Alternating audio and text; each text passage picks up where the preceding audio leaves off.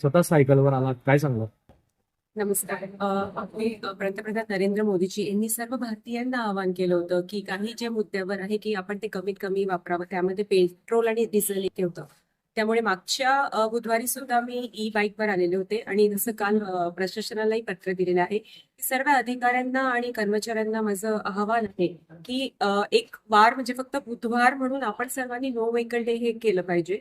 त्यामध्ये तुम्ही सायकल, पायी, ई व्हेकल यावर येऊ शकता. एक दिवस सुद्धा आपण प्रयत्न केला तर मला असं वाटतं आपण खूप कम प्रमाणामध्ये डिझेल आणि पेट्रोल हे आपण वाचवू शकू. त्यामुळे मला म्हणजे सांगायला बरं वाटतंय की तुम्ही आता बघाल तर आपल्या आयुक्त मॅडम सुद्धा, उपायुक्त मॅडम सुद्धा ह्या पायी आलेल्या होत्या. त्यामुळे सर्वांना मी आवाहन करते, फक्त आम्ही प्रशासन म्हणून आम्ही नाही किंवा नगरसेवक म्हणून नाही, जळगावकरांनाही माझं प्रथम नागरिक म्हणून महापौर म्हणून एक विनंती राहील की तिथे कमी डिस्टन्स आहे, आपण पायी जाऊ शकतो, ते त्यांनी पायी जाऊन तो प्रवास करावा. व शक्य झाल्यास सायकलवर किंवा ई बाईकवर.